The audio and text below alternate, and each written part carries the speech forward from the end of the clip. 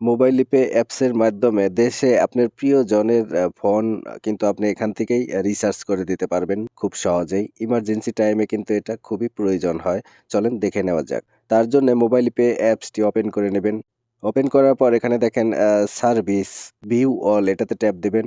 কি সার্ভিস আছে এখানে কিন্তু সব দেখতে পারবেন। একদম নিচে দেখেন রিচার্জ ইন্টারন্যাশনাল নম্বর, এটাকে ওপেন করবেন।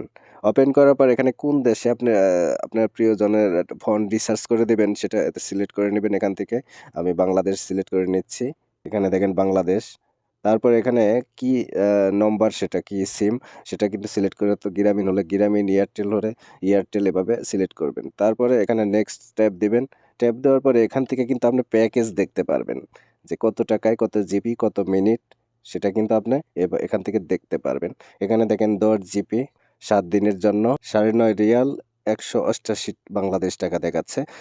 এভাবে এটাকে সিলেক্ট করবেন। সিলেক্ট করার পর নেক্সট ট্যাব দিবেন। তারপরে এখানে ফোন নাম্বার দিয়ে নেক্সট ট্যাব দিলে কিন্তু আপনার ফোনে ওটিপি আসবে। ওটিপিটা দিয়ে দিলে কিন্তু তার ফোন রিচার্জ হয়ে যাবে খুব সহজেই। ইমার্জেন্সি টাইমে কিন্তু দরকার হয়। ভিডিওটি সেভ করে রাখুন এবং আপনার বন্ধুদের মাঝে শেয়ার করে দিন।